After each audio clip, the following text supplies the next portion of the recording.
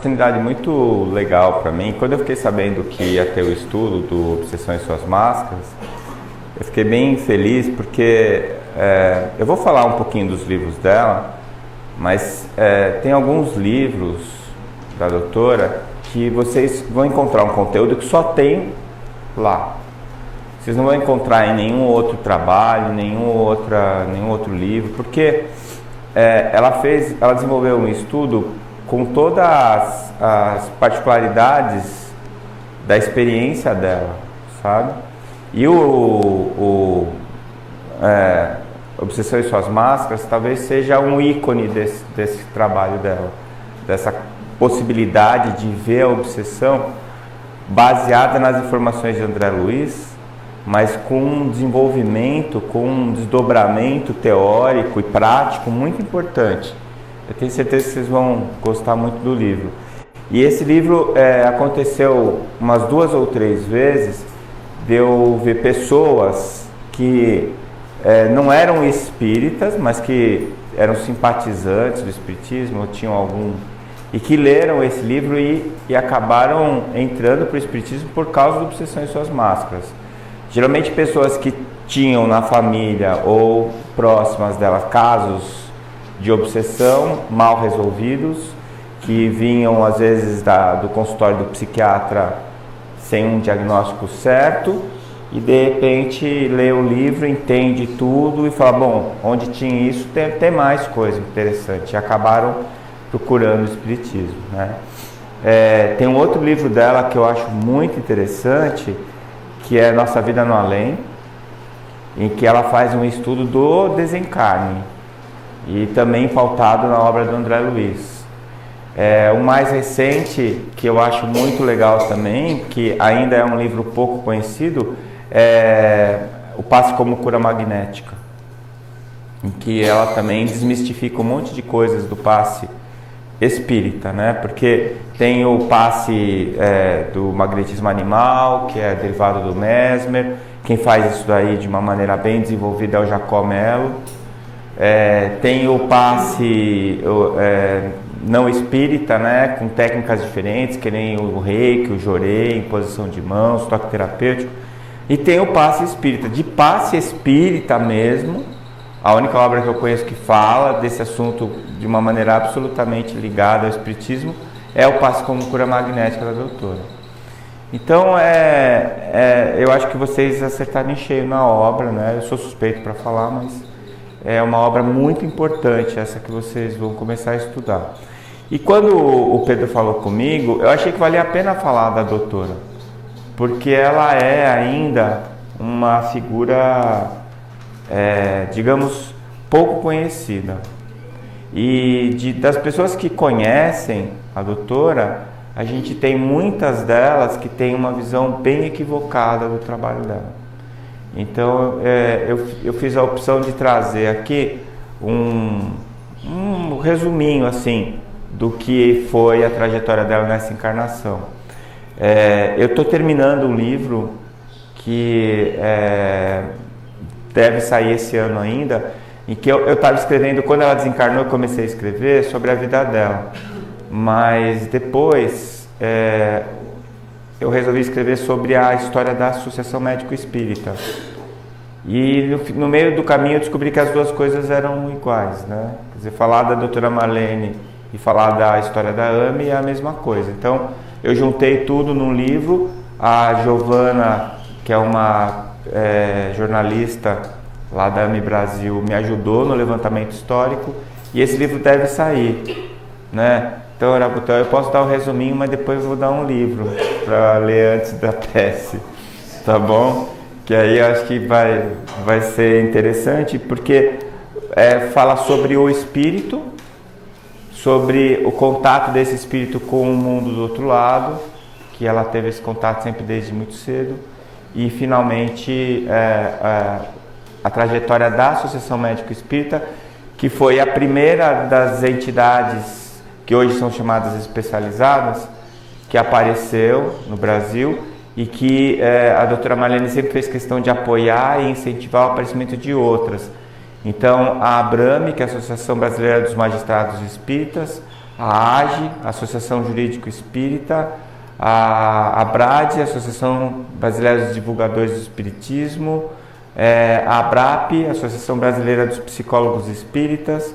Todas essas associações vieram junto com a AME, né? E para quem ainda acha que são entidades elitistas, que elas são só para médicos, só para psicólogos, não são. A verdade é que o objetivo dessas entidades é levar o espiritismo para dentro da profissão, não é? E para você pegar o espiritismo e levar para dentro de uma profissão, tem que ser um espírita que tem aquela profissão.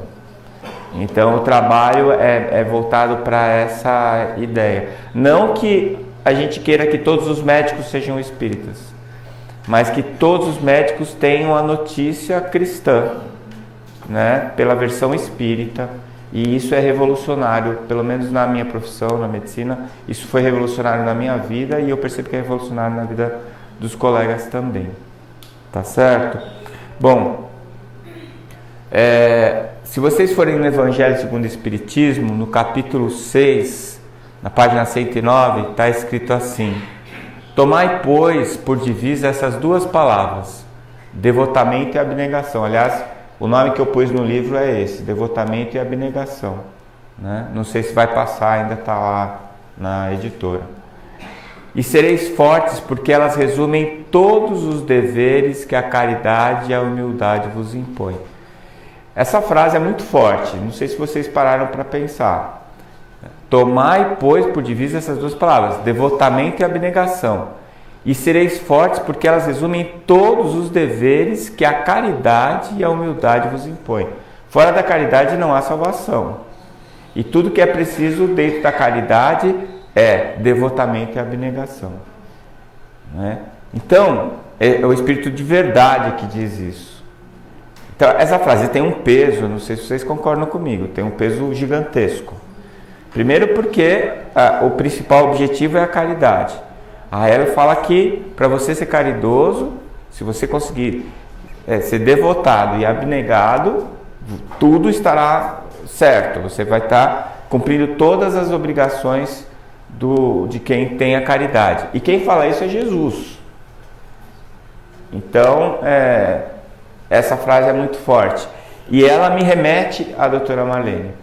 Porque se tivesse que definir ela com duas palavras, eu definiria assim: devotamento e abnegação, né? Eu cansei de ver ela abrir mão de coisas importantes na vida dela pelo Espiritismo, e cansei de ver o pessoal bater nela porque não entendia o que ela estava dizendo. E a gente ia conversar, ela falava assim: não se preocupa, meu couro já está duro, não sinto mais, não tem mais problema, né? Porque as pessoas não entendiam. Por dois motivos. Um que ainda insiste hoje é que a gente é muito passional. E às vezes uma pessoa traz uma opinião diferente da tua, você fica com raiva, né? Eu sempre digo, não pode ficar com raiva de opinião diferente. Se ficou com raiva, tem alguma coisa errada com você, não com a opinião. Porque a pessoa pode trazer uma opinião totalmente absurda. Por exemplo, eu vivo num ambiente que tem muita gente que defende o aborto, não é? Eu fico às vezes impaciente, mas eu não fico com raiva da pessoa, às vezes me dá até pena. Nós todos aqui vivemos em um ambiente que defende o uso de arma de fogo, não é? Vocês devem ter aí os seus parentes, amigos, o pessoal aqui gosta de arma, não é? Eu não fico com raiva de quem gosta de arma, mas eu não acho certo ter a arma. E assim por diante. Então, quando uma pessoa traz uma opinião diferente da sua, eu acho que o primeiro grande movimento é você ouvir o que ela está dizendo e tentar refletir um pouquinho para ver se você realmente não concorda, né, com aquilo que está sendo colocado. Então, ela teve essa dificuldade que fez com que ela mostrasse a sua abnegação, né, e o devotamento de um trabalho que ela levou até o final. Eu lembro a última vez que eu viajei com ela para a Europa foi em 2014. Ela tinha contraindicação absoluta de fazer a viagem. Ela estava com insuficiência cardíaca congestiva descompensada, grave. Ela não conseguia andar. Aí as pessoas foram lá pedir para ela não ir, e ela falou que se tivesse que desencarnar, ela desencarnava trabalhando. E aí ligaram para mim: "Oh, Décio, você é mais próximo dela, pede para ela não ir". Eu falei: olha, por eu ser próximo dela, eu não vou nem me arriscar, porque eu vou ouvir, vou tomar uma bronca e ela vai do mesmo jeito. Então o que eu fiz foi ir junto com ela, e eu vi o sacrifício que ela fez. Uma dispneia, uma falta de ar absurda, ela não conseguia subir 2 degraus de escada, e ela viajou comigo 200 quilômetros dentro da Europa para fazer palestra para 5 pessoas em Praga, né? Porque tinha o compromisso de transmitir a doutrina através da ciência. Então, isso daí, se não for isso devotamento, eu não sei o que é. Então, ela foi um exemplo dessas duas palavras, devotamento e abnegação, né? Pô, eu trouxe aqui uma cronologia rápida para vocês entenderem a trajetória dela. Ficou pequeno, mas eu vou ler para vocês. Ela nasceu em 18 de junho de 1937, numa cidade chamada Severínia, em São Paulo, né?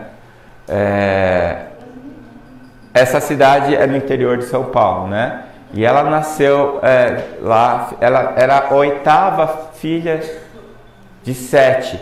Nasceram 7 meninos, e depois ela era a caçula, nasceu ela menina. Ela é a única mulher, e é a que tomou conta lá, né? Ela tinha uma personalidade bem forte. Em 1956, ela tinha 19 anos, ela queria ser médica, e naquela época eram muito poucas as opções de faculdades de medicina, né? E ela prestou em São Paulo, e ela prestou em Uberaba, porque tinha uma amiga dela que estava em Uberaba, fazendo faculdade de medicina lá, e falou para ela que ela podia tentar fazer lá. Os pais autorizaram e ela foi prestar lá. E aí ela ficou por 8 pontos em São Paulo, não entrou na faculdade, e entrou em Uberaba. Então já era a espiritualidade mexendo os pauzinhos, né?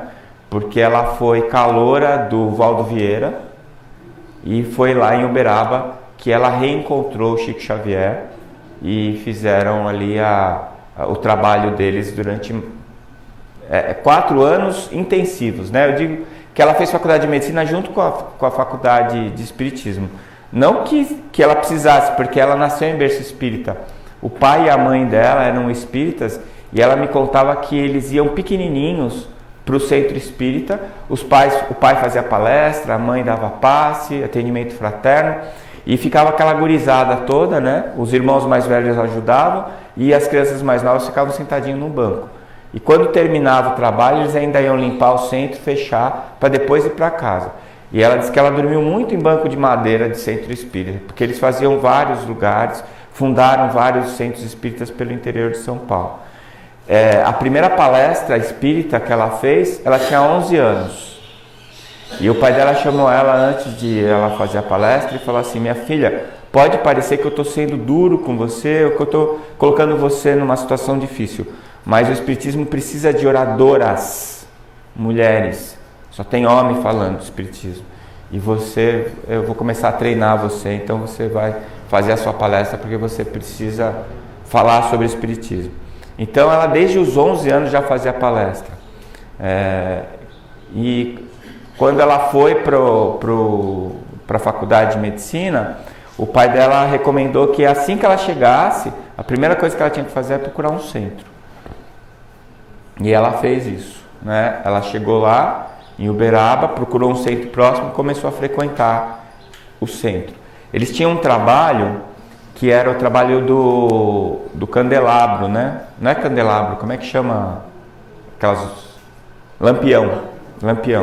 Eles iam levar alimento para o pessoal da área rural, que era muito pobre lá naquela região de Minas. E eles levavam um lampiãozinho e levavam comida. E tinha a casa de um necessitado lá que era muito orgulhoso. Ele trabalhava bastante, ele não aceitava que levassem comida. Então o que eles faziam? O presidente do centro um outro colega e a doutora, iam, levavam pão, café e leite e açúcar. E chegavam lá e falavam assim: ô compadre, viemos tomar um cafezinho com o senhor aí e tal. E entregava, aí sentava para ficar conversando, tomavam um café junto com a família. Às vezes era a única refeição que eles tinham. E estavam fazendo esse trabalho. Um belo dia, eu estou me antecipando, mas um belo dia chega o Valdo Vieira, no intervalo, e fala assim: você é a Marlene, né? Ela fala assim: sou. Ele falou: sou o Valdo Vieira, sou teu veterano, estou no ano seguinte. Ela falou: eu já te vi por aí e tal. Ah, você não é de São Paulo? Sou. Teu pai e sua mãe não são espíritas? São. Pois então, o Chico Xavier quer te ver. Falou que você tem que ir lá. Aí ela falou assim: como assim? O Chico Xavier quer me ver? Pois é, ele me chamou, ele perguntou se eu conhecia você. Eu falei que conhecia. E ele falou para, assim que você puder, que ele queria conversar com você. Aí ela achou estranho, ela nunca tinha visto Chico Xavier na vida, né? Nessa vida. Aí ela foi lá. Quando chegou lá, disse que ele levantou, falou: Marlene, que bom que você chegou, estava com saudade de você, abraçou ela.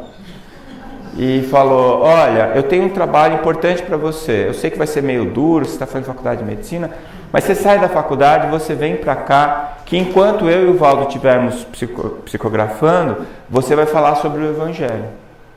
E ela, todos os dias, ela saía da faculdade, ia para o centro, falava sobre o Evangelho enquanto os dois psicografavam. Quando terminava a psicografia, já era tarde da noite, eles arrumavam o centro e iam caminhando para casa.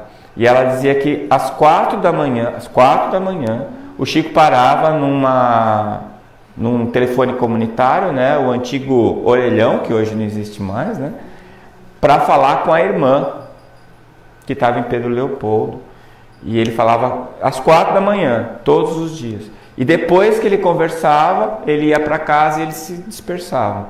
Então, trabalhava todo dia até de madrugada. No dia seguinte, de manhã cedo, estava na faculdade de medicina. Né? Então, esse foi o contato dela. Aí ele ainda falou assim, quando ela chegou, ele falou assim para ela: muito bonito o trabalho do Lampião, de vocês irem na casa das pessoas levando o pão e o leite, não sei o que. Ela nunca tinha conversado com ele, né? Então o Chico tinha essas coisas, né? O Geraldinho conta uma história dele que eu acho engraçada, que diz que ele lia pensamento. Olha que desconforto. Aí diz que ele chegou na casa do Chico, estava ele e a esposa, e o Chico estava com o pé dentro de uma bacia com água morna. E aí diz que ele olhou a bacia, olhou o pé do Chico, cheio de... tinha uma joanete e tal, e diz que o Geraldinho pensou assim: nossa, deve ter chulé. E na hora que ele pensou, ele já se arrependeu. Ele falou: ai meu Deus, o Chico lê pensamento, e procurou desconversar, assim, foi. E nada, o Chico não falou nada, passou, tudo bem. Aí quando ele terminou, a esposa dele falou assim: Chico, onde tem uma toalha, eu pego para você, para secar o seu pé. Ah, obrigado, tem ali no banheiro, tá? Ela foi buscar. Na hora que ela foi buscar, o Chico falou assim pro Geraldinho: pé feio, né, Geraldinho? Ele falou: não, imagina, Chico, não, é feio, cheio de joanete, né? Uma encravada, mais chulé, não tem não.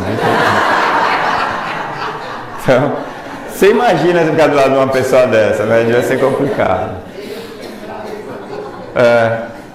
Então, esse primeiro contato dela com o Chico foi em 58, quer dizer, ela já estava há 2 anos da faculdade de medicina, ela estava no 2º ano, e aí ele convocou ela, ele chamou ela, né, para trabalhar com ele. Eu estou falando da minha versão da doutora, né, e uma das coisas que eu descobri há 1 ano e meio, mais ou menos, porque a gente tem a fofoca espírita, né, no seu caso. E eu tinha curiosidade, porque ela sabia que ela tinha trabalhado com o Chico antes. E eu descobri a última encarnação dela, ela foi Berthe Fropeau. Ela é uma francesa e casada com um médico, a melhor amiga da Amélie Boudet, e foi quem ajudou a Amélie depois que Kardec desencarnou. Eu recomendo para vocês, tem um livro em PDF de graça na internet, chama Muita Luz. O original em francês é Le Beaucoup de Lumière, Quem escreveu esse livro foi a Berthe Fropo. E ela escreveu o livro contando o que se deu depois do desencarne do Allan Kardec, e das dificuldades que ela, Gabriel Delany e a Amélie Boudet tiveram para manter o espiritismo depois da morte do Kardec. Tá? Então é um livro muito interessante. E eu li o livro, tá, eles fizeram muito bem, assim, em francês, o original, e a tradução em português embaixo, de cada trecho. Então vocês têm uma ideia de como é o mesmo espírito. Quem conheceu a doutora Marlene leu Le Beaucoup de Lumière e não tem nenhuma dúvida que é ela falando, né? E eu refuto que ela conheceu o Chico dessa época, né? Já trabalhou com ele nessa época. Ela se formou em 1962. Quem dançou a valsa de formatura com ela foi o Chico, né? Ele foi padrinho dela da formatura. Eles eram muito próximos mesmo. Em 63 ela fundou o Grupo Espírita Caibar Schutel em São Paulo. Caibar Schutel sempre foi um espírito muito próximo do pai dela e dela. Ele dava muita instrução para ela. Muitas vezes ela tinha algumas dúvidas, o que ela ia fazer, era o Caibar Schutel que se aproximava. A doutora Marlene tinha uma mediunidade muito interessante. Ela era muito discreta como médium, mas ela tinha tanta certeza das coisas quando ela recebia via mediúnica, que ela não hesitava em cumprir. E eu falo disso, e também sobre a abnegação dela, porque muitas vezes ela fez coisas que ela não queria fazer porque a espiritualidade pediu, ou o Dr. Bezerra ou o Caibar Schutel. Teve uma vez que ela tinha algumas pessoas, eu muito próximo dela, eu conhecia os bastidores, assim, tinha pessoas que ela não gostava e tratava muito bem, não tinha nenhuma dificuldade fora, assim, mas ela não gostava. Até algumas pessoas porque ela conhecia o passado de outras encarnações dessas pessoas, e foram pessoas que dificultaram muito as coisas para o espiritismo e que agora estavam se recuperando, mas que ela não gostava, ela tinha as dificuldades dela, não era nenhuma santa, ela era devotada e abnegada. E aí o que aconteceu é que teve uma vez que a gente conversando sobre determinada pessoa e eu ficava pondo pano quente, eu falava, não, calma doutora, não sei o quê. Aí de repente eu vi que essa pessoa, ela tinha botado essa pessoa para fazer uma coisa importante pela Anne. Aí eu estou sendo bem superficial, que é para não dar mais confusão, né? Que aquela outra palestra que eu fiz já deu. Aí foi assim. E eu liguei para ela, eu falei, como assim? Doutora? Ela falou assim, pois é, você vê, o doutor Bezerra veio aqui e falou que era para fazer desse jeito. Eu vou discutir com ele? Pois é. Eu achava isso muito legal. Isso me dava muita segurança, porque ela falava, eu recebi tal informação, eu recebi tal orientação, e ela seguia a risca, porque ela tinha certeza que quem tinha trazido a informação eram os espíritos que estavam conduzindo o trabalho. E ela fala numa entrevista que ela deu uma coisa que eu acho muito interessante. O único título que ela aceita é de trabalhadora do Cristo. Então ela sempre foi muito devotada ao trabalho do Cristo e muito abnegada pela divulgação da doutrina. Então em 63 ela funda esse centro espírita que existe até hoje, Caibar Schutel.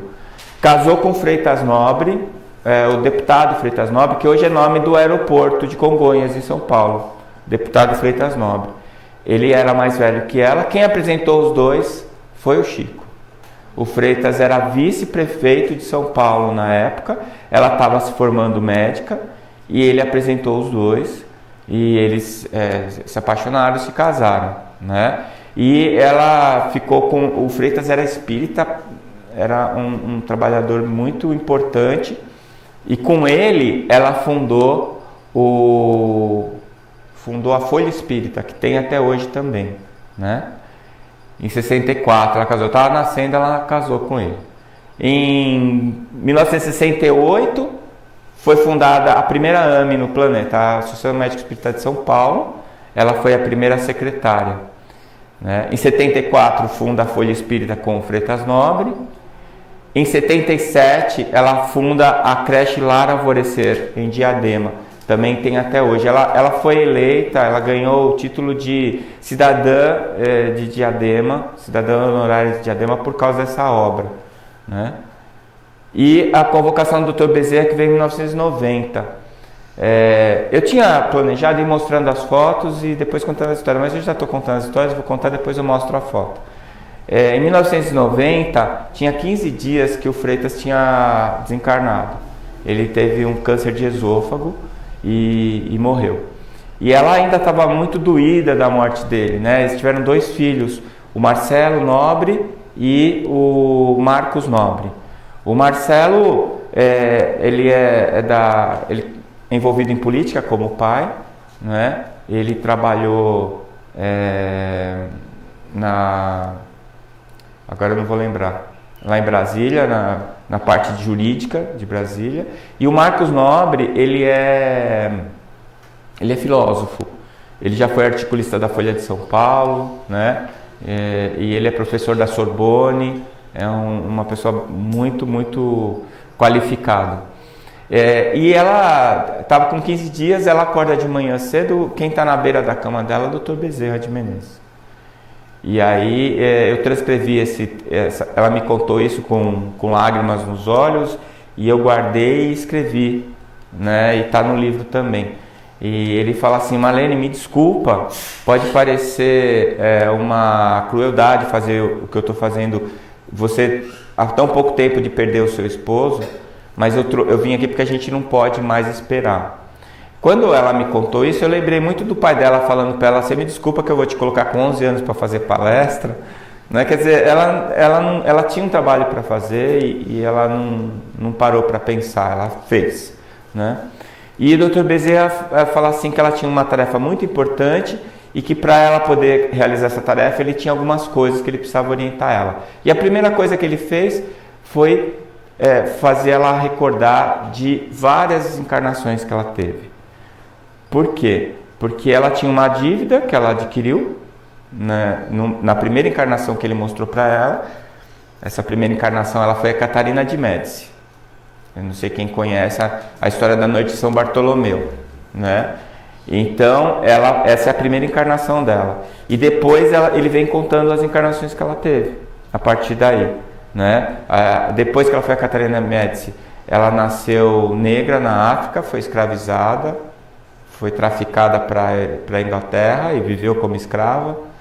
Depois ela teve outras encarnações na França e a última dela foi como Berthe Fropo. E ela dizia, porque o Dr. Bezerra tinha mostrado para ela, que era essa ou nenhuma. Essa encarnação ela tinha que concluir a tarefa dela, porque ela não tinha mais tempo devido aos débitos que ela tinha adquirido no passado. E ela cumpriu com folgas, né? Na minha humilde opinião. E dentro desse processo, ela reconheceu muita gente do movimento espírita e reconheceu todos os parentes dela. O pai, a mãe, os filhos, o Freitas e todo mundo que estava próximo dela, ela tinha sempre essa informação que foi trazida pelo Dr. Bezerra. E a orientação dele era que ela fundasse a AME Brasil. E na época, a AME São Paulo estava capengando. Tinham 2 ou 3 pessoas, eles não estavam conseguindo fazer as reuniões, e ela fala assim: mas não está nem dando para a gente levar a AME São Paulo, o senhor quer que eu funde a AME Brasil? E foi nesse dia que o Dr. Bezerra falou para ela que a AME já existia no coração de Jesus, e que Jesus tinha chamado ele, Bezerra de Menezes, que era para concretizar esse trabalho na Terra, e que ele, Bezerra de Menezes, estava aguardando ela, porque ela ia ser a tarefeira que ia fazer isso aqui, né? E a partir desse dia ela nunca mais parou para pensar, né? Ela dedicou a vida dela a essa obra que hoje nós somos usufrutuários, né? O primeiro MEDNESP, que é o Congresso Médico Espírita, foi em 1991.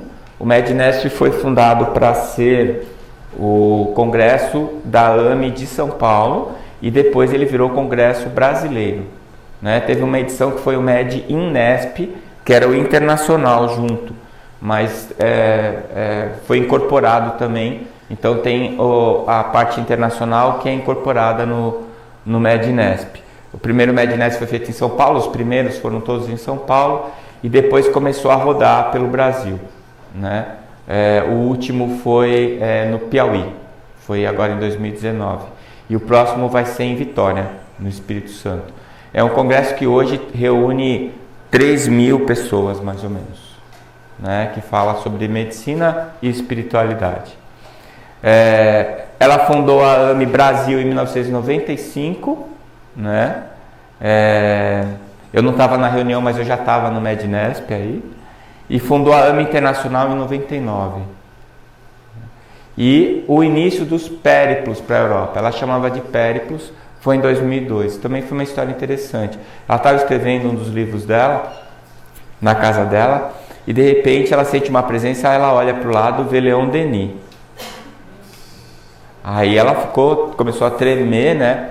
E falou assim, em francês, ela morou na França, né? Ela morou, se não me engano, 4 anos lá.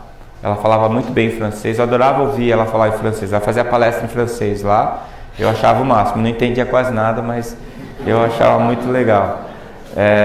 Parece que tinha um brilho, né? Ela tinha uma relação de amor e ódio com a França, que era uma coisa muito interessante. Ela falava, eu amo e odeio na mesma intensidade este país, né? Por tudo que ela passou lá. E pelo fato dela ter conhecido o Espiritismo lá, né? Então, o Leon Denis aparece e ela conversa com ele em francês. Ela fala, mas professor, o que eu posso fazer pelo senhor? Aí ele responde assim, e a Europa, Marlene? Quando é que a AME vai para a Europa? Aí diz que ela falou assim, mas professor, como que nós vamos para a Europa? Não temos um convite, não temos nada. Aí ele disse que ele olhou para ela e falou assim, você está esperando o convite? E aí desapareceu. Ela ficou angustiadíssima, imagina. Tomou uma dura do Leon Denis. Aí o que ela fez? Ela começou a fazer uns contatos. Em 2002, ela foi para primeira vez para a Europa, ela foi sozinha, e ela foi fazer contatos com as pessoas que ela tinha lá já. Pessoas do movimento espírita internacional, foi para a França, tinha algumas amigas dela que estavam lá. E ela fez algumas palestras lá e começou a pensar na ideia do périplo. E programou para 2003 o primeiro Congresso Europeu de Medicina e Espiritualidade, que ela pretendia fazer em Madrid, na Espanha. E deu tudo errado lá em Madrid, não funcionou, ela não conseguiu fazer, no final deu certo em Barcelona. Quem ajudou ela foi um espanhol chamado Salvador, foi o Salvador, que era bombeiro na época e até pouco tempo atrás era o presidente da Federação Espanhola de Espiritismo. E ele conseguiu em Barcelona, no mesmo mês do Alto de Fé de Barcelona, né? Nós fomos fazer o primeiro congresso. Ela vendeu um carro e fez financiamento no banco para fazer esse congresso. Vendeu o carro dela e fez o financiamento no banco. Então, tem gente que falava que ela se aproveitava e ia viajar para a Europa às custas da AME.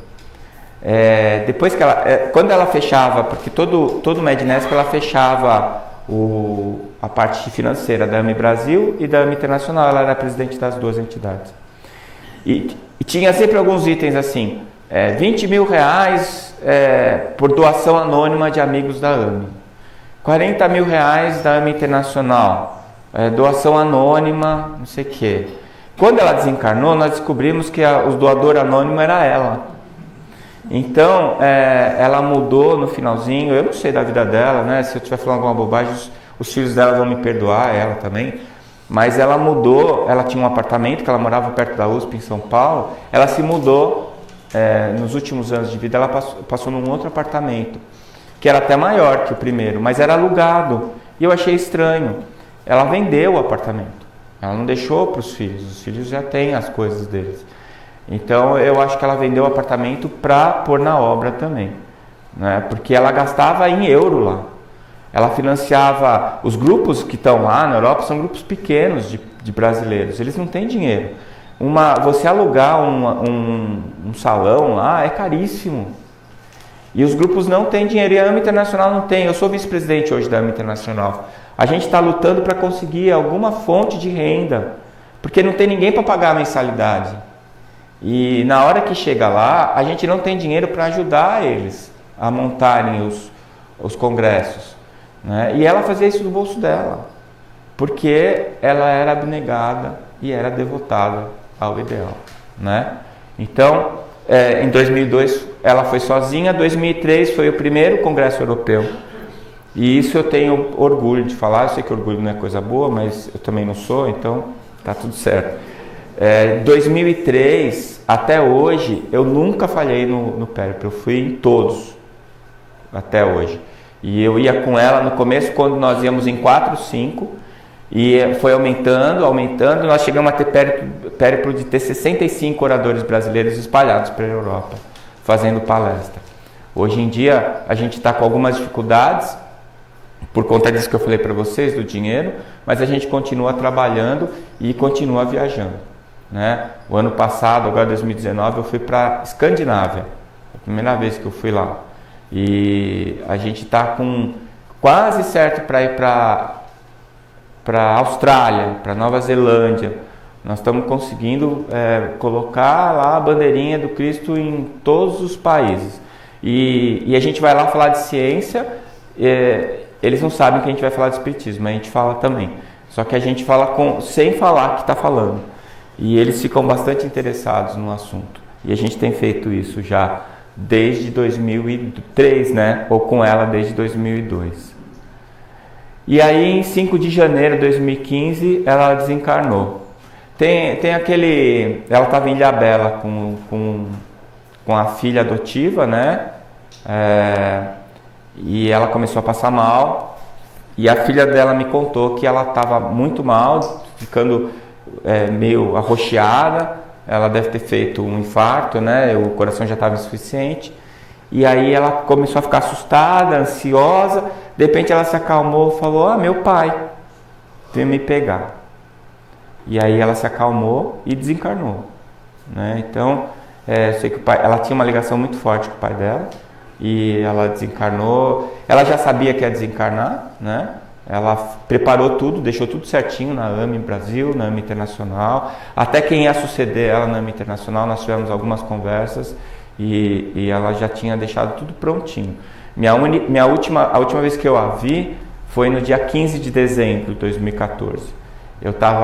Eu fui resolver um negócio em São Paulo, dormi na casa dos meus pais e liguei para ela. Ela falou assim: poxa, você está em São Paulo? Vem tomar café da manhã comigo. No dia seguinte eu fui. Foi a única vez que eu fui nesse apartamento novo dela. Tinha uma mesa que cabia umas 12 pessoas. Ela pôs um café da manhã que dava para comer uns 20. Eu e ela tomar café da manhã. Nós sentamos ali, eu lembrei da rainha nesse dia. Ela parecia a rainha, né? Apesar que ela não gostava que eu lembrasse desse passado dela, mas ela tinha muita coisa do comando. E eu li um livro, Nas Vorragens do Pecado, da Ivone Pereira, não sei quem já leu, não é? E ela fala muito dela, que ela perseguiu o Nardoni, né, que era o herói do livro.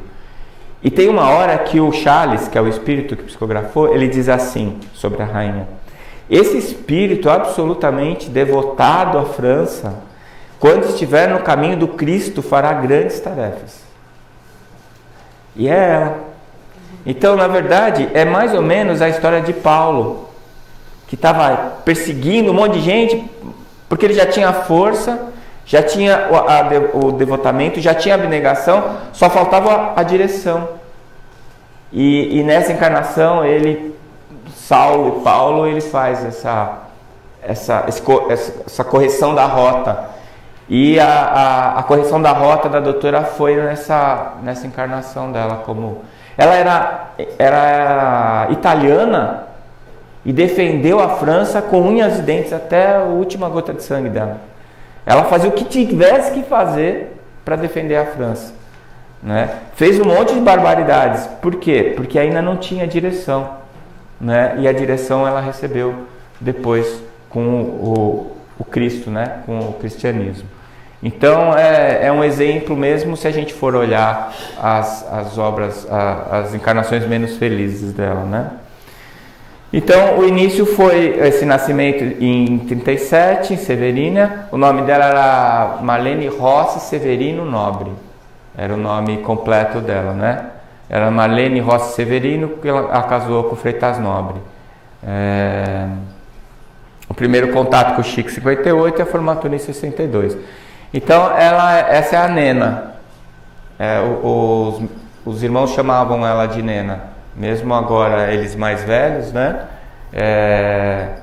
Apesar de todo mundo achar que ela é loira, ela era morena, era uma loira artificial, né? Mas a gente não consegue ver ela diferente, né? Recentemente pintaram uma pintura mediúnica em Salvador e colocaram que era ela, e era uma loira, uma menina novinha, de olho azul e cabelo bem loiro. Eu tenho para mim que é uma das encarnações dela na França, não ela como Marlene, né? Aqui ela com o Chico, em 58, Uberaba foi o primeiro contato. Essa foto é de depois, né? Ela trabalhou muito tempo com ele, ficaram muito juntos, assim. Oi? 70 anos, Esses 4, ela via ele todo dia, né? Esses 4 anos de faculdade. E depois ela manteve um contato forte. Teve uma época que ela foi proibida de vê-lo, né? Por problemas outros. Mas ela conta isso num livro que eu recomendo também. Vale a pena. Chama Chico Xavier, Meus Pedaços do Espelho. Esse livro eu li esse livro com ela, porque foi nesse último périplo 2014, ela terminou o livro, chegou toda feliz, que falou que já tinha cumprido a última tarefa que ela tinha para cumprir, e ela tinha prometido para o Chico que ia fazer esse livro. Esse livro, ela conta ele por ela. Então é diferente de qualquer biografia, porque você monta a biografia do Chico na sua cabeça a partir dos depoimentos que ela traz dela e das pessoas que conviveram com o Chico, né? Então é muito, muito bonito o livro, é uma obra fantástica. Tanto que esse livro que eu escrevi sobre ela, eu ia fazer um plágio, ia chamar Marlene Nobre e Meus Pedaços do Espelho, porque eu queria fazer o mesmo modelo. Aliás, eu fiz, só que agora a gente acrescentou a obra da AME, a história da AME, e a Giovana me ajudou bastante no livro, ela também é autora, então não pode dizer que são os meus pedaços, né? Na melhor das hipóteses, são os nossos pedaços, né? E aqui ela também, com a convivência que ela teve forte com o Chico, né? Aqui o Caba Schutel, que ainda hoje tem lá em São Paulo, no Jabaquara. Do lado do Caba Schutel, ela fundou a Associação Médico Espírita de São Paulo e a Folha Espírita. Então funciona tudo lá. O centro, aqui ela fazendo uma palestra no centro, é um centro pequenininho, mas tem uma força absurda. Eu participei de uma reunião de desobsessão lá, eu estive algumas vezes lá em reuniões doutrinárias. É um lugar muito gostoso, um lugar pequeno. E no fundo tem a editora, e ele tinha alugado do lado uma salinha para a AME São Paulo. Agora, o atual presidente da AME São Paulo é o Fábio Nasri, que é um geriatra lá de São Paulo. Gosto muito dele, um cara muito legal. E ele está comprando a casa da frente e vai fazer a AME São Paulo lá. Então é uma alegria muito grande, porque a primeira AME finalmente vai ter sede própria, né? E tem muita gente que trabalha, o pessoal dá apoio para todo mundo lá, e é onde está a AME Brasil. Apesar do atual presidente da AME Brasil, seu Gilson, que mora em Porto Alegre, a sede continua sendo em São Paulo, tá?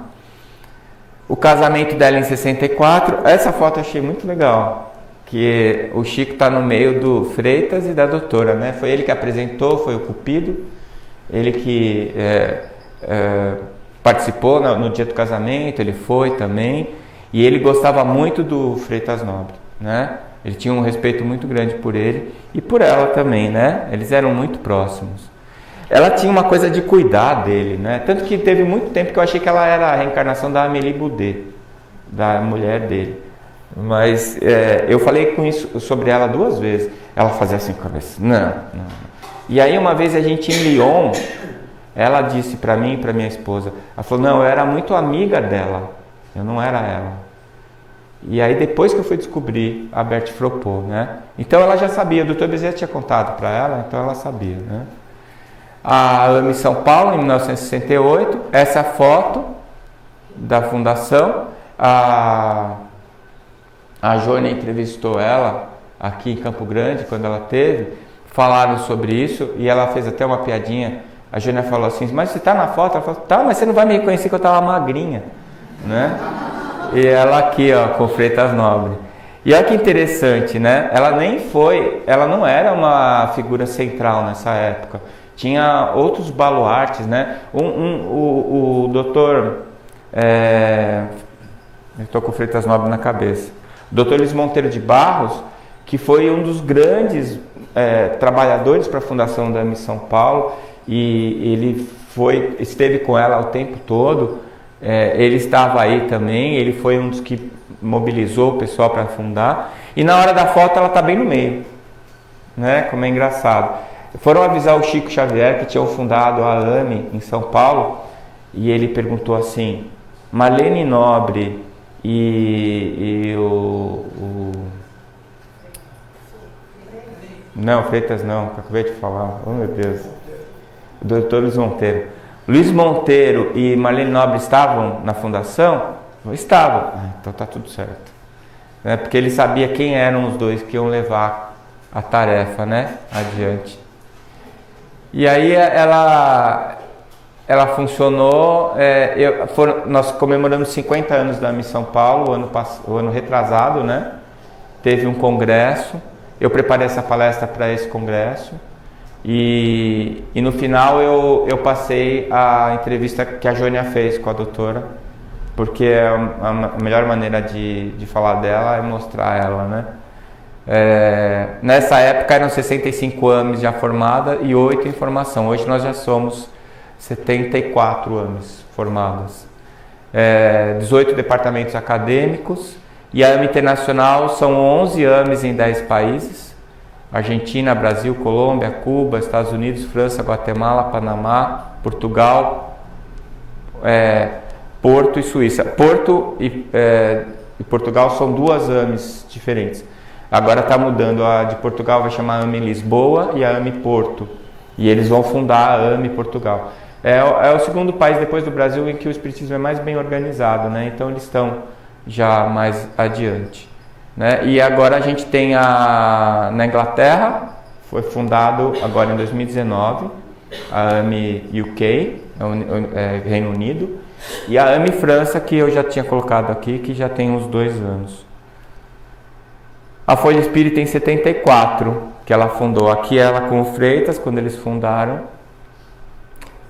e a Folha Espírita que até hoje ela está sendo editada. É um jornal que eu acho que vale a pena.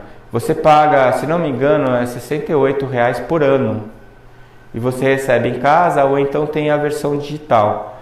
Quando a gente, na AME Mato Grosso do Sul, quando você paga a anuidade da AME, a gente te dá a assinatura da Folha para você receber em casa. A gente tira do valor da contribuição anual, né?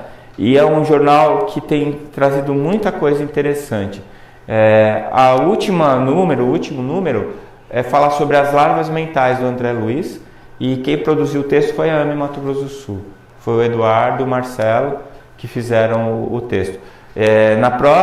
No próximo número nós estamos preparando um segundo artigo que fala sobre o lado bom do pensamento. Quer dizer, o primeiro artigo fala o que você pode fazer de ruim com o seu pensamento, e agora o próximo, o que você pode fazer de bom, que é a mesma força criativa e a força destrutiva, né? Então foi em 74. Aqui uma foto histórica deles na biblioteca. Ao Largo Alvorecer em 77. Então aqui, quando eles começaram o trabalho, né, um laboratório médico, e que ela chama de Dr. Bezerra de Menezes, e aqui já em funcionamento, e ela foi construindo aos poucos, sempre com recursos próprios, sabe? Sempre ela fazia uns almoços, como é que é almoços? E ela arrecadava dinheiro para fazer o crescimento da obra lá, né? Essa ela lá na obra. E aqui como está hoje, né? A gente fez o nosso livro Cérebro Triuno a Serviço do Espírito. Nós fizemos um trabalho de vídeo. Eu, a doutora Irvênia e o Sérgio Lopes nos reunimos em São Paulo, fizemos uma espécie de um seminarinho, cada um falando da sua parte e nós três conversando sobre o livro como um todo. E está à venda na Folha Espírita. Se você entrar no site da Folha Espírita, você tem lá, a gente explica as partes mais difíceis do livro e fala algumas coisas, ficou muito legal, porque a gente sentados três juntos falando sobre o livro, acabou vindo coisas que não estão nem no livro. E você compra isso, né? É baratinho, não sei quanto custa, mas é baratinho. E você desce os vídeos e assiste em casa. Esse dinheiro é para o Lar Alvorecer.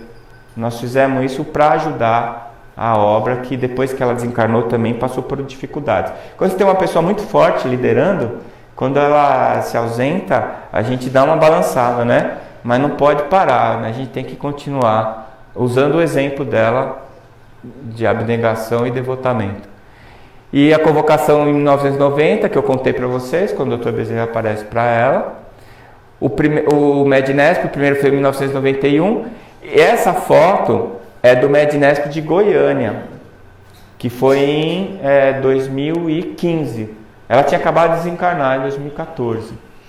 Quando ela desencarnou, a gente foi para o velório e foi muito bonito porque gente do Brasil inteiro, né, pegando avião para ir para o velório em São Paulo para se despedir dela. E quando a gente estava lá, teve uma hora que estava todo mundo junto e dois médiuns diferentes viram a mesma coisa sem um estar perto do outro, né? Ela apareceu lá amparada por dois espíritos e ela deu um beijo no rosto de cada um e depois foi embora. E logo depois que ela desencarnou, eu comecei a ouvir ela, ouvir a voz dela, como se estivesse falando no telefone. E ela falava que ela ainda estava meio ruim, ela não estava se sentindo muito bem, mas que ela não podia ir embora descansar agora porque tinha que preparar o Mednesp, né? Aí depois que ela preparou o Mednesp, aí depois ela também não quis descansar porque tinha que preparar o périplo. E pelo que eu sei, ela continua trabalhando, porque ela apareceu, todas as exames que tem reunião mediúnica, ela apareceu em todas as exames. E é engraçado que todo mundo ficou achando que era um privilégio. Ninguém contou, falou, não, eu vou contar que senão os outros vão ficar chateados. Ela apareceu para todo mundo, onde tinha médium mandou, onde não tinha mandou psicografia, e ela continua dando as orientações. E eu falo que quando eu preciso de e-mail dela, porque quando ela desencarnou, quando eu abri minha caixa de e-mail, ainda tinha e-mail dela que eu não tinha lido. Quem já tentou mandar e-mail para mim sabe que eu demoro um pouco para responder. E tinha e-mail dela que a gente estava conversando alguns assuntos e eu nem tinha respondido ainda.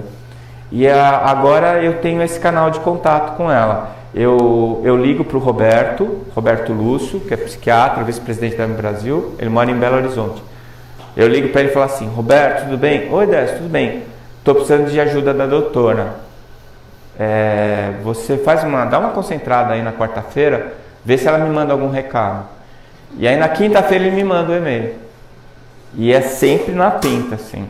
Eu estava com umas dificuldades aí por causa da minha internacional. E eu liguei para ele e falei, Roberto, vê aí o que ela tem para me dizer. Porque depois de 2 anos que ela tinha desencarnado, eu tinha decidido que ia sair da minha internacional. E ela me mandou uma psicografia pelo Roberto puxando minha orelha, falando que eu estava onde eu tinha que estar e que eu não tinha visto ela desistir de uma tarefa no meio do caminho. Por que eu estava desistindo? Aí eu pedi desculpa e estou lá, né? Mas aí as dificuldades vão aparecendo e agora eu tenho esse caminho.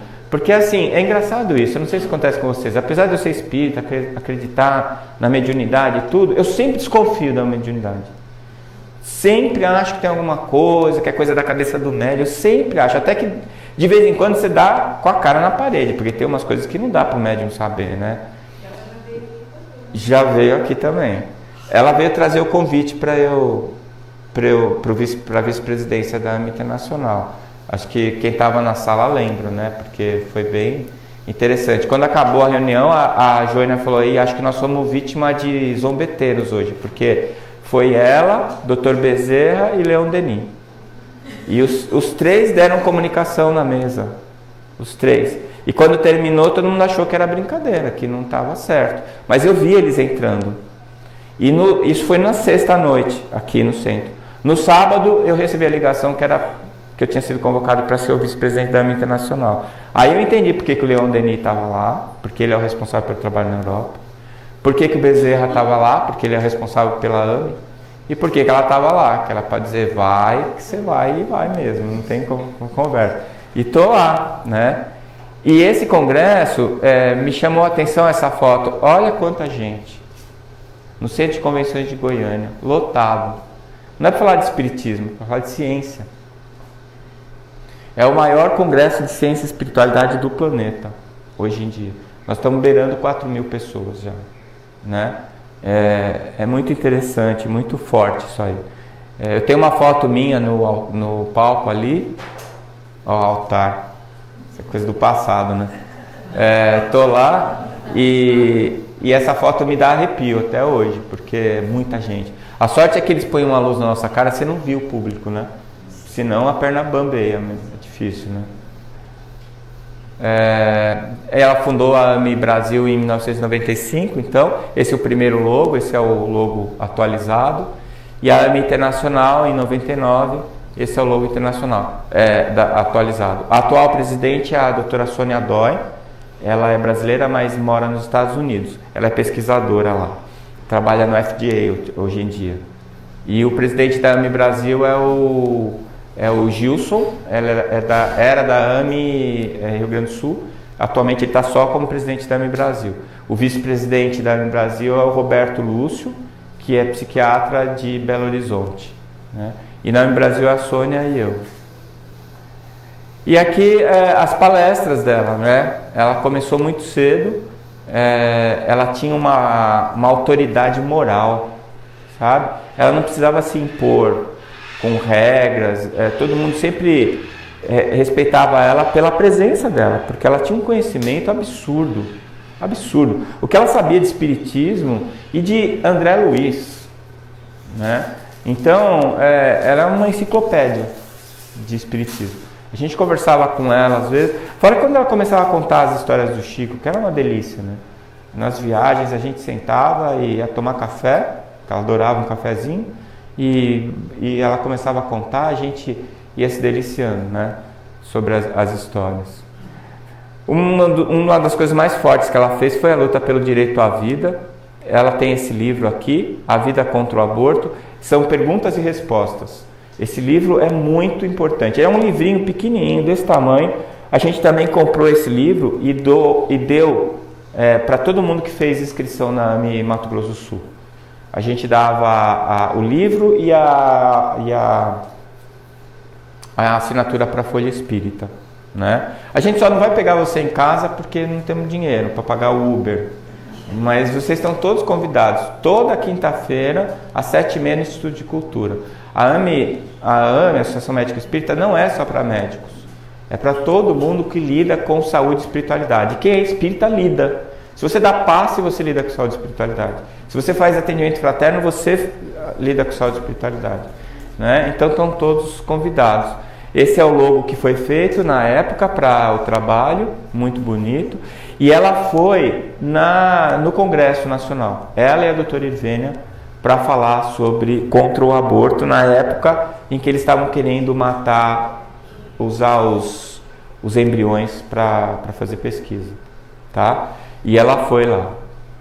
Quando ela terminou, e a doutora Irvênia terminou, veio uma secretária do senador e falou assim para ela: olha, foi maravilhosa a apresentação de vocês, é uma pena que não vai mudar nada, já está tudo decidido, mas realmente foi importante o que vocês fizeram, né? E até hoje a gente leva essa luta dela pela vida contra o aborto, tá? Nessa época fez muitas entrevistas e ela fundou a Frente Parlamentar contra o Aborto, que até hoje tem lá, né, na Câmara. E é o que tem segurado algumas tentativas de permitir o aborto no Brasil, apesar que eles já permitiram, né? Eu não sei se vocês sabem, já está liberado o aborto no Brasil. Se uma menina, ela engravida, ela chega no pronto-socorro e fala assim que foi estuprada, ela não precisa nem de boletim de ocorrência, não precisa nem comprovar o estupro e ela vai ter o aborto. Tem uma divisão do Ministério da Saúde só para médico abortista. Então está aprovado, né? Eu não sei se agora com a mudança do governo se vai ter uma mudança aí também, mas infelizmente isso é muito grave, né? E a produção literária dela, Lições de Sabedoria, muito pouca gente conhece. Ela pegou todas as entrevistas que ela fez com o Chico pela Folha Espírita e colocou nesse livro. Esse livro eu tenho a versão anterior, que é uma capa amarelinha. Toda vez que eu estou com dúvida em alguma coisa, às vezes a gente vai fazer palestra, alguém faz uma pergunta que você fica na dúvida, eu vou lá ter a resposta. O Chico falou de tudo, né? Então ela pergunta, o Chico responde sobre vários assuntos. Doutrinários, da ciência e assim por diante. É um livro muito interessante, está sempre comigo.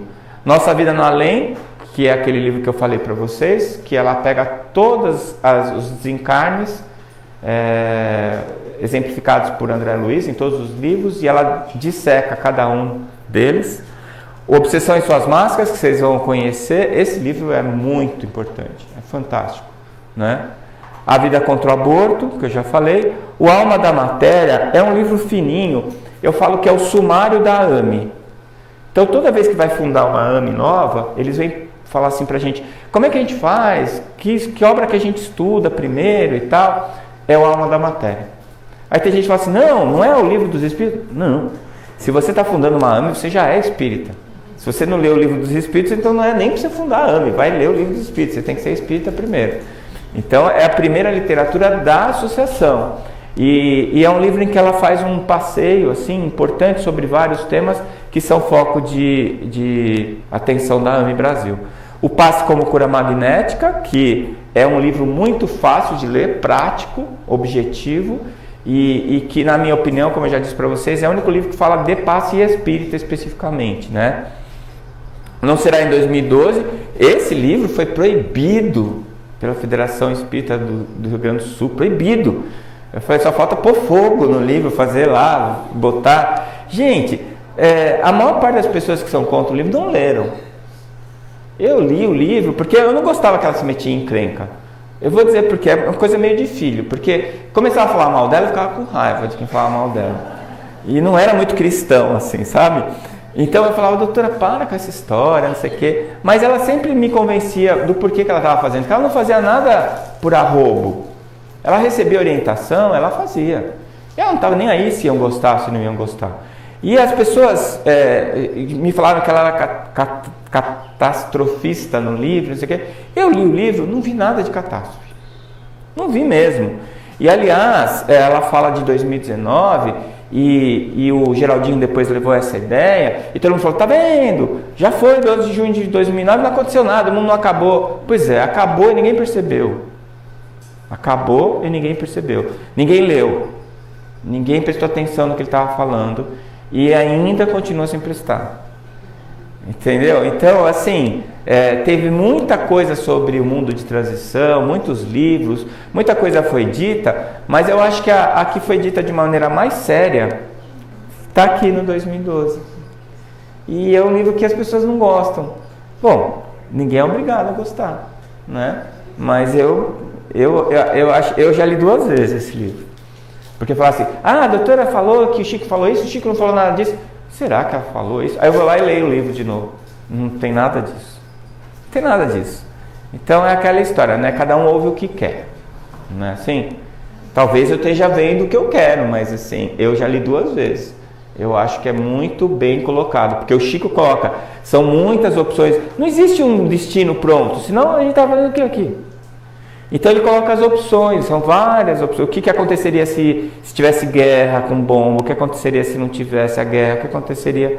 E ele vai explicando tudo o que aconteceu. É um livro que eu acho muito legal. E A Luz do Eterno Recomeço é uma releitura do Nosso Lar, em que ela dá uma desdobrada nas informações que ela trouxe, que o André Luiz trouxe no Nosso Lar, né? E esse livro que é muito especial. Eu falo que para mim também foi especial porque essa última vez que nós viajamos, 2014, nós fomos no mesmo avião. Eu estava lá em Guarulhos esperando ela chegar. E de repente ela estava andando já de cadeira de rodas. O rapaz trouxe ela de cadeira de rodas. E ela estava com a carinha dela assim, porque ela ficava brava que alguém fizesse alguma coisa para ela. Ela não gostava. Aí ela estava lá, aí de repente ela me viu, ela abriu um sorriso e pegou assim e fez assim com o livro. Veio acenando o livro para mim. E aí ela já fez autógrafo para mim na hora. Eu entrei no avião, 9 horas para chegar lá na Europa, eu já fui lendo. E depois, no hotel, a gente ficou no mesmo hotel, no café da manhã era o dia da sabatina. Era a hora da sabatina. Eu descia, doutor, eu li o capítulo. Ela falava assim, que capítulo você está? Que capítulo você está? Eu estou no tal, o que você achou? Então, eu achei isso, mas como é que foi isso? Aconteceu assim, assado e tal. E ela ia me explicando. Então, eu tive esse privilégio, né? Antes de terminar a viagem, eu tinha terminado o livro. E eu ainda vou reler ele. Eu estou esperando passar um pouquinho, que eu ainda estou terminando de elaborar o meu luto aí. É luto patológico, já passou 2 anos, devia estar resolvido. Ela já me mandou uma psicografia me dando uma bronca sobre isso. Virou palestra aqui, eu dei uma palestra sobre luto aqui, com a dura que ela me deu, que falava que já era vaidade minha. Né? Que o meu luto já... Mas como em minha defesa, eu devo explicar, como eu demorei para entrar no luto, quer dizer, ela desencarnou, no dia que eu tive a notícia eu fiquei mal, no velório dela eu fiquei mal, depois eu saí trabalhando, eu tinha muita coisa dela na minha cabeça. Aí quando foi esgotando essas informações, é que foi caindo minha ficha que ela não estava mais lá. E aí que eu entrei no luto. Então eu demorei para entrar no luto e demorei um pouquinho para sair. Já tô quase bom. Então eu ainda estou esperando para reler esse livro, que é a forma como eu conheci o Chico. Foi através da doutora Marlene e desse livro. Oi? O livro Chico Xavier, Meus Pedaços do Espelho. Meus Pedaços do Espelho porque tem uma crença hindu que diz que a verdade é um grande espelho que se quebrou e caiu sobre a terra. E cada um tem o seu pedaço, né, da verdade. E ela usa isso para mostrar que o que ela está apresentando é o pedaço do espelho dela, através do qual ela viu o Chico, né? Como eu estou apresentando aqui para mim o meu pedaço dela. Obviamente que os filhos dela têm um outro pedaço, o marido dela tem outro pedaço, as pessoas que ouviram ela têm outro pedaço, assim por diante, né? E a questão dos livros, né? Que ela sempre incentivou. Eu lembro, eu conto isso no livro também, quando eu escrevi meu primeiro livro, Fisiologia Transdimensional, eu escrevi, levei para a Ami Santos, na época eu estava lá, todo mundo leu, a gente fez a complementação, e eu levei o livro para ela, né, impresso na impressora, um calhamaço assim, eu todo orgulhoso, né, imagina, eu nem sabia que eu ia escrever livro na minha vida, e aí eu entreguei para ela, e teve um sábado que ela estava no Guarujá, e ela pediu para eu ir lá. E eu fui com a Alessandra, com a minha esposa. Eu cheguei lá, tinha uns... Olha, para ser humilde, tinha uns 100 livros abertos. Em cima da mesa, na mesinha de centro, em cima do sofá.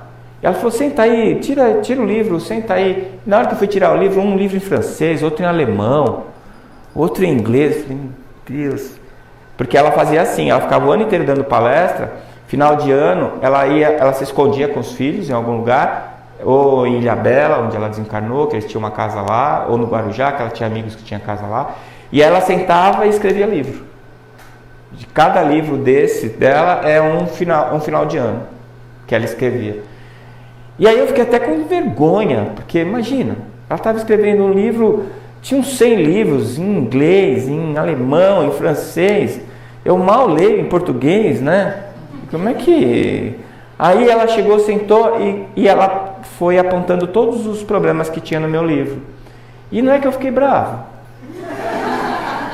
Fiquei bravo, eu saí de lá irritado. Aí a Alessandra falava assim pra mim, escuta, por que você está bravo? Pô, mas eu fiz o livro, discuti com o pessoal da AME, aí ela vem, põe um monte de defeito, e não sei o que. Ela falou assim pra mim, mas ela não falou, ela não corrigiu os defeitos, é porque ela gostou do livro. Mas você acha que tinha que estar perfeito? E olha, hoje eu olho, é o meu patinho feio que eu falo. ela foi muito generosa, porque tinha muito mais coisa para arrumar do que o que ela mostrou. Ela só deu uma pincelada assim por cima, sabe? E ela falou uma coisa que eu nunca vou esquecer. Ela falou: eu preciso que alguém escreva sobre fisiologia, e é você que vai escrever. Então eu mantenho essa linha até hoje. Da Alma ao Corpo Físico, que foi o último livro que eu escrevi sozinho, fala sobre isso. O Cérebro Triuno fala sobre isso, a minha parte fala sobre isso. Agora vai ter o relançamento, vai sair uma edição nova com um capítulo novo da Alma ao Corpo Físico, capa nova, tudo bonitinho, vai ficar bonito o livro. Também é sobre esse assunto. Então eu acho que a minha linha, a minha tarefa é essa. E ela e o José Nilson foram os dois grandes incentivadores, né? E eu cansei de sentar, porque eu escrevi um livro, ela estava do meu lado. Ela sempre tinha livro para lançar, né? Todo ano ela lançava. No começo eu lançava de 1 em 1 ano, de 2 em 2 também. Então eu sentei muitas vezes do lado dela e foi uma honra grande. Aqui é o Alberto Almeida, não sei se vocês estão reconhecendo, que também é um irmãozão querido.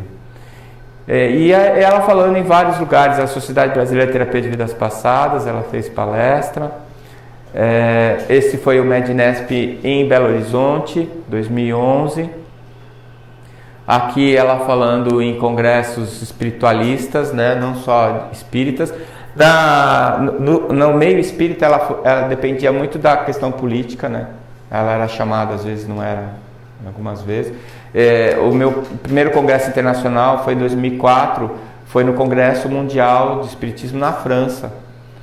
E eu fui chamado, ninguém nem me conhecia, óbvio foi ela que me chamou. Né? Deram um espaço, perguntaram para ela se ela tinha alguma indicação, ela me indicou. Eu tenho em VHS, né, a palestra, um videocassete, não tem mais onde assistir. Mas eu lembro que até outro dia, a última vez que assisti, já faz uns 15 anos, eu fiquei taquicárdico igualzinho quando eu assisti o filme, né? E assim, quem me conhece um pouco vê lá, os primeiros 5 minutos eu não conseguia nem ver o que estava acontecendo, eu estava tremendo, estressado. Aí depois foi ficando mais tranquilo, fiz até piada. E foi lá que ela me apresentou para o movimento espírita. Foi naquele dia que ela fez eu debutei, né, como palestrante internacional. E eu tenho muita gratidão por ela, né, por causa disso. Ela soube dos podres do passado dela.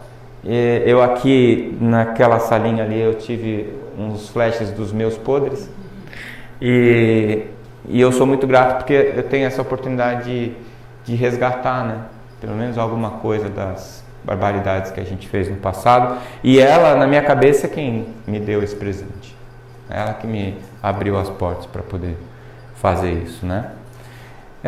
Aqui é a participação acadêmica. Essa é uma aula que ela deu no primeiro curso de saúde e espiritualidade na Universidade Federal do Ceará.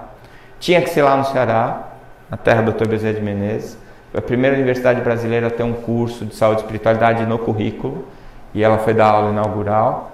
Hoje em dia a gente tem Taubaté tem curso, o IMIP em Pernambuco tem disciplina de saúde e espiritualidade no currículo. E a gente acha, puxa, o Brasil está avançado. Nos Estados Unidos 94% das faculdades de medicina já tem o curso. Nós estamos atrasados, né? E honrarias recebidas, né? Na medicina, em 2014, ela recebeu uma honraria na Academia Brasileira de Medicina, no Rio de Janeiro. No Espiritismo, ela recebeu a medalha Chico Xavier. E na sociedade, ela foi eleita cidadã honorária de Diadema. Ela recebeu honrarias em São Paulo, né? Na cidade onde ela nasceu.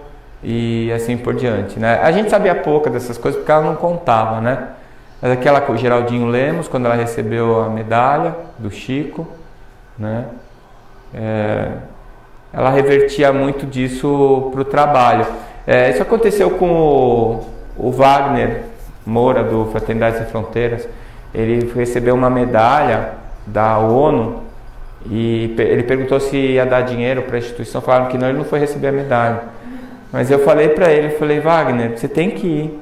porque isso credencia o trabalho, né? Se você, que é o líder, recebeu uma medalha da ONU, isso está credenciando a fraternidade. Então você não tem o direito de não ir, né? Essa coisa é interessante, porque você foge disso porque você sabe que isso é uma armadilha que excita a sua vaidade e acaba fazendo com que você se atrapalhe.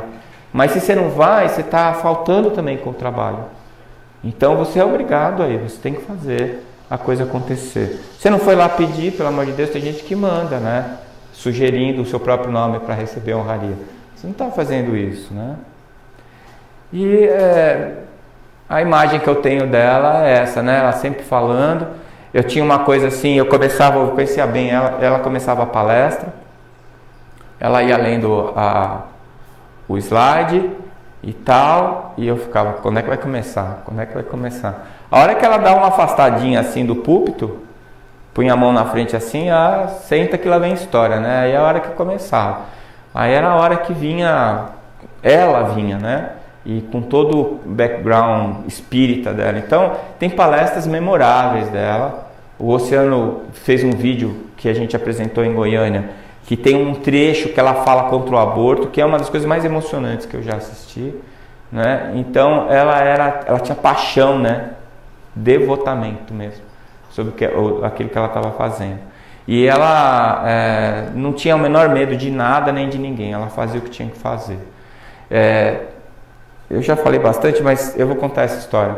A gente estava em 2004 lá em Paris, e aí nós fomos conhecer o túmulo do Kardec no Père Lachaise. Tava ela, tava o Dr. Weimar, que era presidente da Federação Espírita de Goiás, né? Eu e a minha esposa. E nós fomos no Père Lachaise, descemos do lado de cá, tem uma ladeirona, não sei quem já foi lá. Você chega lá, você já pagou todos os seus pecados, né? Quando você chega lá. Tava calor, não, tava frio, e a gente subindo com aquele vento e tal. Quando chegamos lá, não tinha ninguém no túmulo quase. Aí nós nos encostamos ali, começamos a conversar, daqui a pouco juntou bastante gente. E ela estava bem brava com umas coisas que tinham acontecido lá no congresso. Estava chateada, e a gente subiu e ela dizendo assim: eu não vou mais participar do movimento espírita, eu só vou trabalhar pela AME, não vou mais, cansei, não sei o que, não sei o que lá. E eu fiquei quieto, não falei nada, quando ela estava brava não adiantava falar nada, tinha que esperar ela se acalmar. Aí chegamos lá em cima, aí juntou um pessoal, tinha um monte de brasileiro lá, estava tendo congresso mundial, aí pediram para ela fazer a prece. Aí nós nos encostamos ali em volta do túmulo, e ela começou a fazer a prece, eu fechei o olho. Eu não sou, minha mediunidade é bem meia boca, mas assim, na hora que eu fechei o olho, eu fui sugado, assim, sabe? Eu parei de ouvir o que estava acontecendo, ficou um silêncio danado, eu me vi numa sala escura e tinha uma voz do meu lado.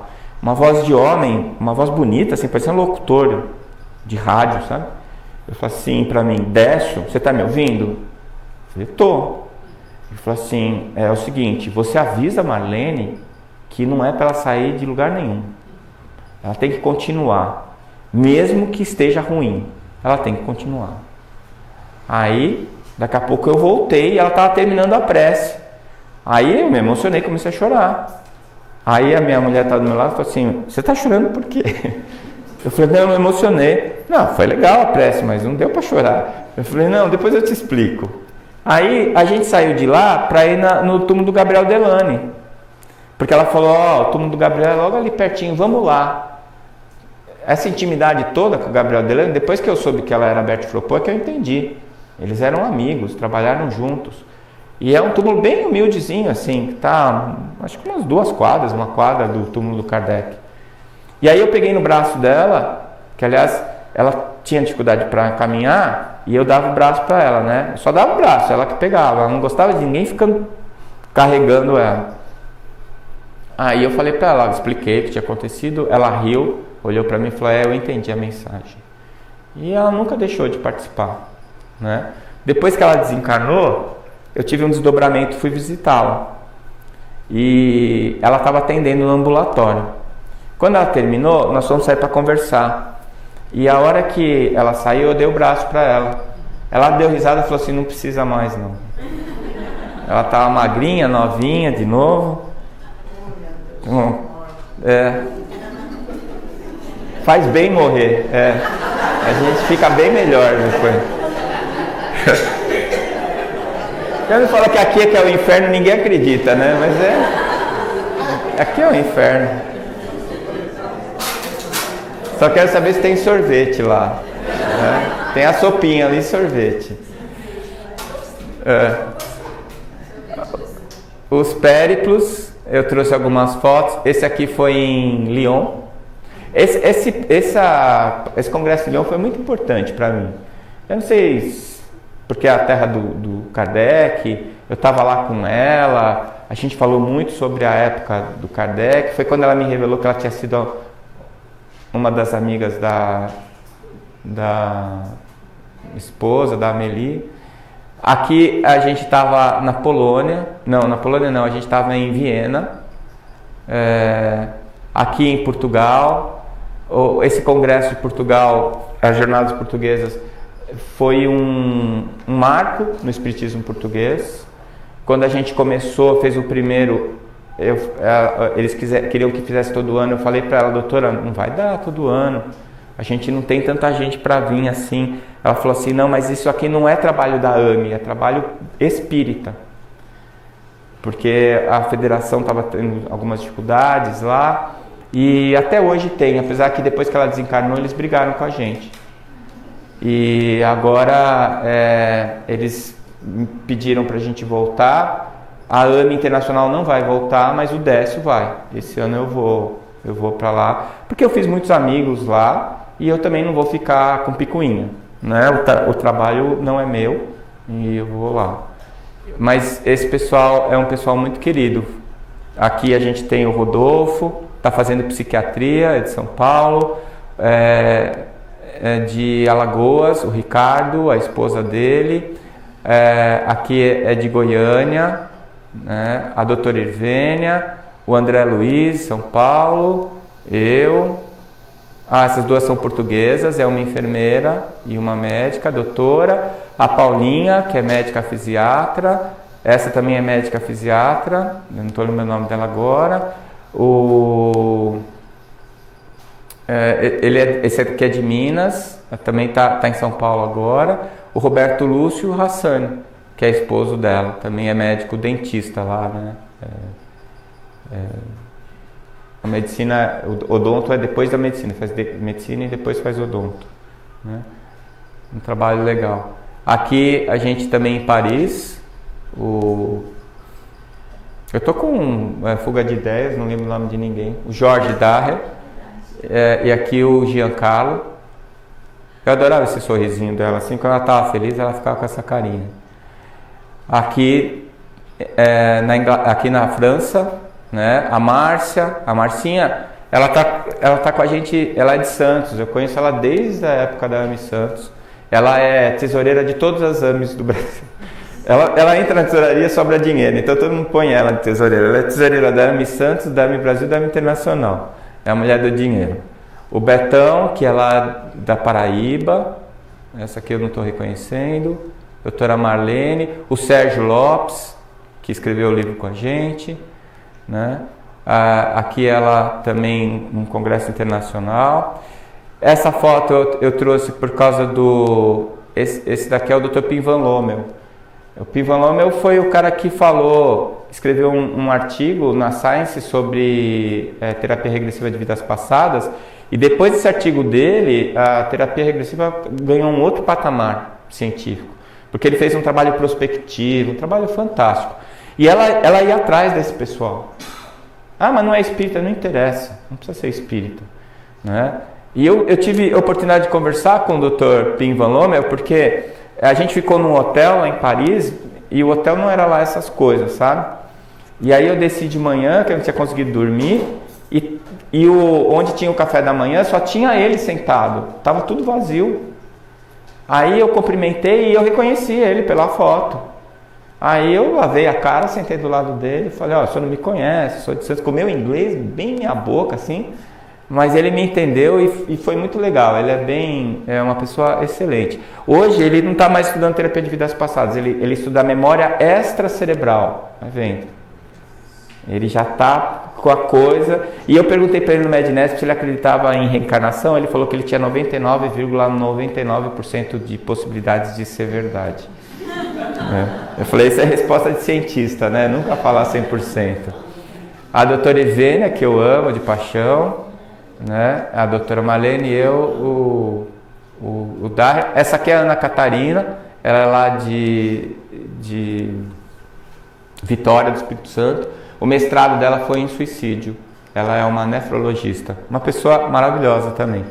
Ela já veio aqui falar de suicídio, aqui em Campo Grande. Aqui, esse daqui é um pediatra que escreveu sobre terapia de vidas passadas em crianças, né? O Melvin Morse. Ele é médium, só que ele não sabe. E ele fala que ele vê anjos. Na verdade, ele tem mediunidade mesmo. Mas ele, como faltou a doutrina para ele, e ele ganhou dinheiro com os 2 primeiros livros dele, ele se perdeu um pouco, sabe? Ele está bem confusinho. As últimas vezes que eu vi ele falar e os livros que ele lançou não são legais. E esse aqui é um anestesista francês que tem 6 livros escritos, eu não estou lembrando o nome dele agora. E ele também é muito gente boa. Oi? Alguém conhece ele? A gente jantou uma vez, depois de um congresso na Suíça, e ele falava francês e eu português. E o inglês dele era ruim, o meu também. Aí a gente ficou assim, rindo e tentando conversar, né? Eu entendi uma piadinha que ele fez, e alguém perguntou para ele como ele tinha tempo para escrever, porque ele tem 6 livros escritos. Ele falou que ele era anestesista. Então, depois que ele fazia o doente dormir, até ele fazia o doente acordar, ele ficava escrevendo. Eu falei, então tá bom. Eu escrevo de madrugada, ele tem mais sorte que eu. Aqui o Dr. Andrew Powell, que é lá da Inglaterra, psiquiatra. O Dr. Andrew Powell foi muito importante para a AME Internacional, principalmente na Inglaterra. Ele é da Real Sociedade de Psiquiatria e ele bancou os congressos lá na Inglaterra e o nome dele chamou os ingleses. Então, o primeiro congresso da AME Internacional que tinha mais de 50% de europeus assistindo foi lá em Londres, né? Eu conto isso no livro também, que explodiu o meu sapato. Eu não sei explicar até hoje o que aconteceu. Eu comecei a palestra, o sapato estava novinho. Quando eu terminei, eu fui sair, o pé direito desmantelou. A sola, explodiu a sola. Era uma borracha, desintegrou, não sei o que aconteceu ali. Acho que o meu chakra não estava bom, eles conectaram pelo pé. Deu sobrecarga. Mas eu sei que eu fui de meia pro hotel. Não deu nem para usar o sapato para... Eu devia ter tirado foto. Naquela época não tinha celular, essas coisas não... Aqui é na Alemanha.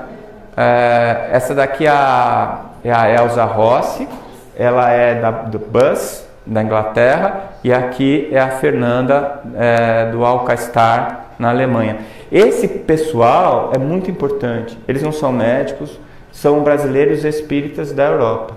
Eles que carregam o piano. Sabe? É fácil ser espírita aqui no Brasil. Ser espírita lá tem que ter fibra, viu? Eu falo que... Eles falam que eles foram deserdados, eu falo, não, vocês são os batedores. É um pessoal com treinamento especial para ir para lá, não é fácil não. Aqui é em Praga. Ela fez questão, essa aqui é a estátua do Jan Hus. O Jan Hus foi uma das encarnações do Kardec. E ela fez questão de ir lá e tirar a foto. E esse daqui é o Josef. Josef, ele é da República Tcheca, mas ele fugiu na época do comunismo e ele foi para Viena, na Áustria, e ficou lá. E agora ele está tentando levar o espiritismo para a República Tcheca. 75% de ateus na República Tcheca. E nós viajamos no carrinho dele, esses 200 e poucos quilômetros, para falar para 5 pessoas.